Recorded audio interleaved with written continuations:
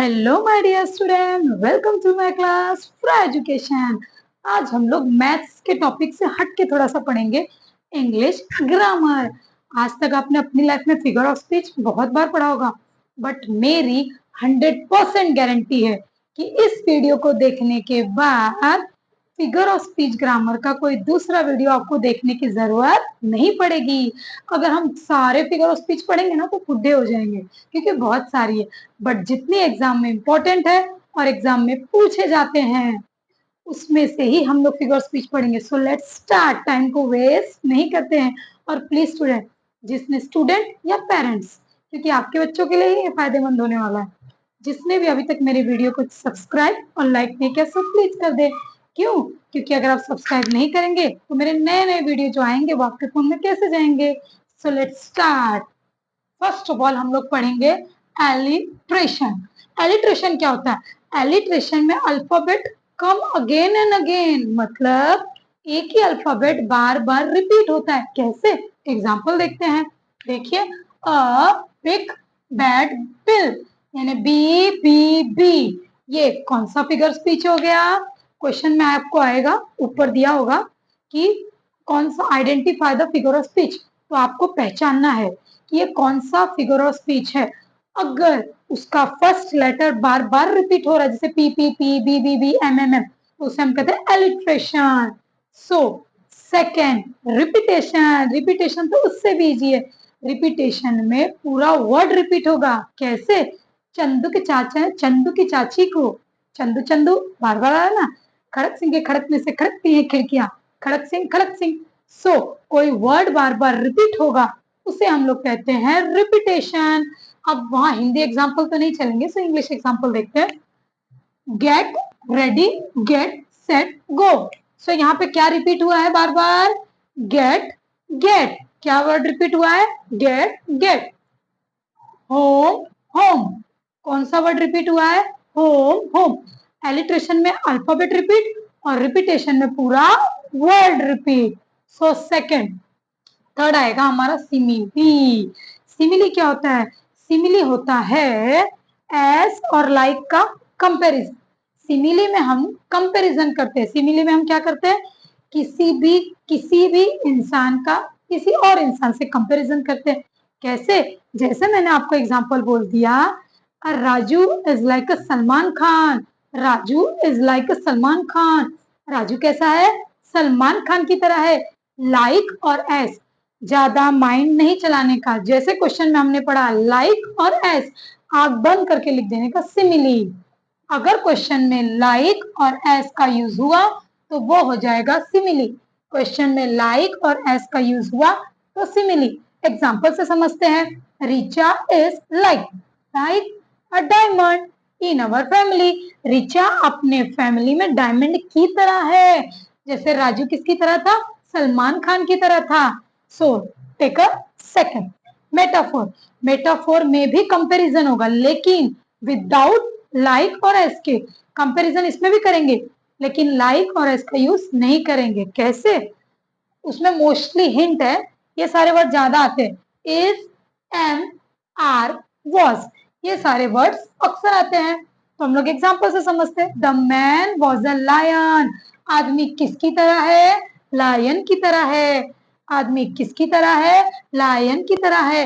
हुआ ना कंपैरिजन, लेकिन लाइक और एस नहीं आया। सो ये हमारा हो गया मेटाफर। और second example, life is a dream. Life is a dream.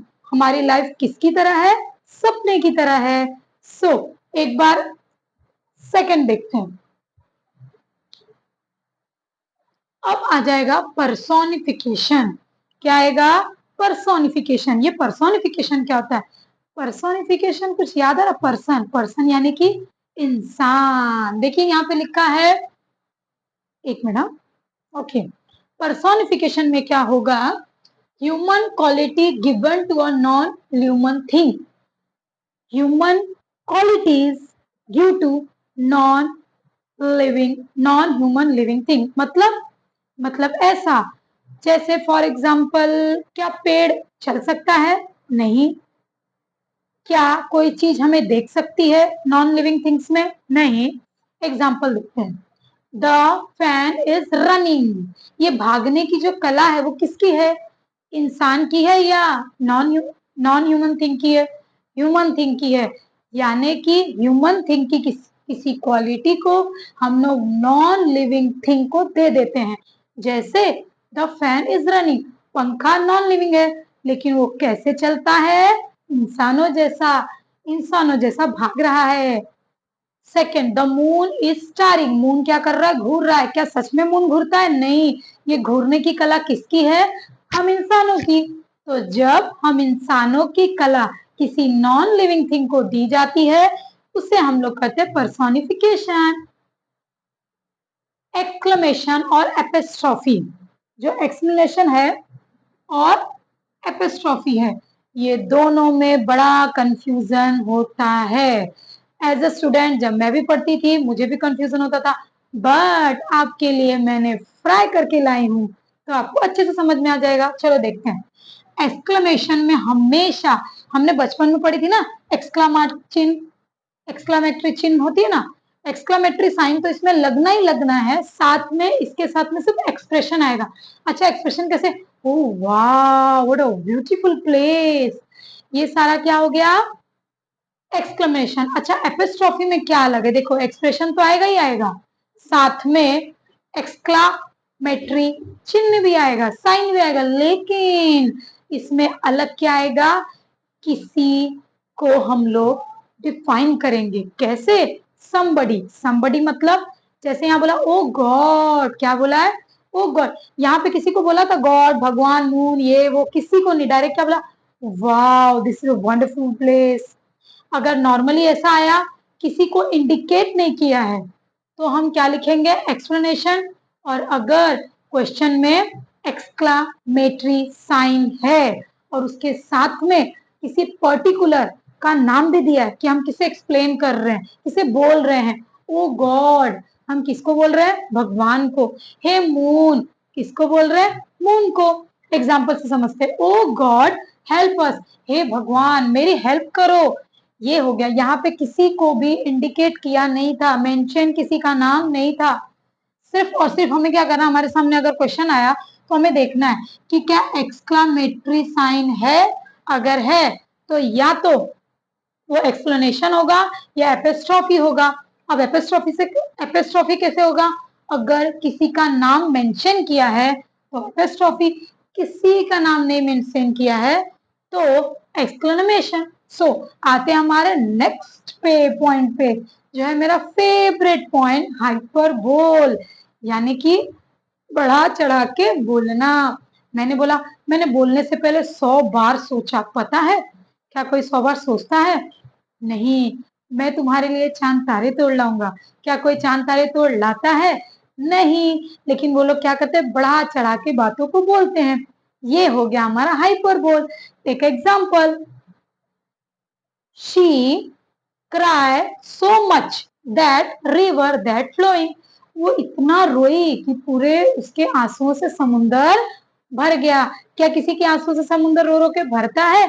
नहीं। ये क्या है? हाइपरबोल। हाइपरबोल तो हम आसानी से समझ जाएंगे। Next, anti antithesis. ये एंटीथीसिस क्या होता है? एंटीथीसिस में एक ही लाइन में, एंटीथीसिस में एक ही लाइन में दो अपोजिट वर्ड होंगे। कैसे? खट्टा मीठा, tall short, fire ice, big small. ये सारे वर्ड्स कैसे लग रहे हैं हम लोग को? अपोजिट वर्ड लग रहे हैं ना? थिन फैट, लग रहा है ना? ऐसे ही अगर किसी क्वेश्चन में एक ही लाइन में, एक ही क्वेश्चन में हमें दो अपोजिट वर्ड मिल गए तो हम क्या लिख देंगे? एंटीथेसिस। चलो एग्जांपल से समझते हैं। Lemon is sure and bitter. Lemon is sure and bitter gourd is a bitter. नींबू कैसा है? खट्टा है। और करेला कैसा है? कड़वा है। ये दोनों वर्ड एक दूसरे को क्या कर रहे हैं? अपोजिट साइन कर रहे हैं। Hot cold, fire ice. अगर किसी क्वेश्चन में हमें दो अपोजिट वर्ड मिल गए तो हम क्या करेंगे? उसे एंटी थीसिस। अच्छा, स्टूडेंट और भी बहुत सारे फिगर ऑफ स्पीच है, एक लेक्चर में समझाना इम्पॉसिबल है। अगर इसके आगे आपको सीखने की अंदर से इच्छा है कि मैम हमें ये फिगर ऑफ स्पीच सिखाओ, सो आप ही के लिए तो मैंने चैनल बनाया है, आपके सारे डाउट्स को मैं क्लियर करूंगी। कमेंट्स बॉक्स में नीचे मुझे मेंशन कर देना कि आपको कौन सा फिगर ऑफ स्पीच सीखना है और कौन सा ग्रामर। फिगर ऑफ स्पीच के अलावा अगर कोई ग्रामर है तो जरूर मेंशन करें। एक बार रिवाइज करते हैं फटाफट से। चलो, फर्स्ट क्या होता है? फिगर ऑफ स्पीच हमेशा हमें पोयम की लाइन के नीचे ही आता है। जैसे हमें राइमिंग वर्ड आता था ना, राइट अ राइमिंग वर्ड, सेम यह है। अगर अल्फाबेट रिपीट हुआ तो एलिट्रेशन, पूरा वर्ड रिपीट हुआ, चंदू के चाचा ने चंदू चंदू चंदू, तो वो हो गया रिपीटेशन। और सिमिली कैसे जानेंगे? एज और लाइक, एज लाइक सिमिली। अच्छा, मेटाफर कैसे पता चलेगा? अगर किसी लाइन में कंपैरिजन तो हुआ है लेकिन एज और लाइक नहीं है, इज एंड आर वाज है, तो वो हो गया मेटाफोर। अच्छा, हाइपरबोल, हाइपरबोल तो सबसे इजी है, जिसमें हम लोग बहुत बड़ी बड़ी फेंकते हैं, उसे हम लोग क्या कहते हैं? हाइपरबोल। अब आ गया पर्सोनिफिकेशन। पर्सोनिफिकेशन में क्या आएगा? पर्सोनिफिकेशन में हमारी ह्यूमन थिंग की कोई क्वालिटी को नॉन ह्यूमन थिंग की क्वालिटी के साथ जोड़ देते हैं, उससे ही कहते हैं पर्सोनिफिकेशन। जैसे पंखा दौड़ रहा है, पंखा भाग रहा, पंखा भागता है नहीं।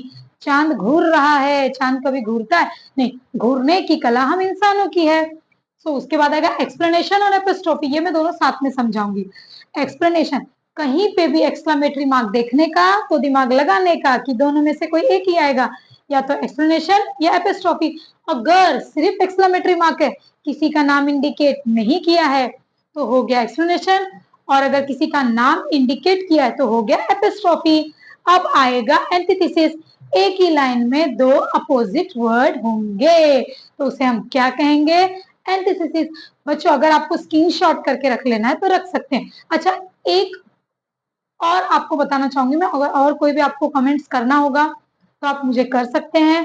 अगर ग्रामर के अलावा हिंदी मराठी ग्रामर में भी आपको प्रॉब्लम है, मैथ्स में कुछ प्रॉब्लम है, तो मैं आपकी प्रॉब्लम सॉल्व करने के लिए हूँ।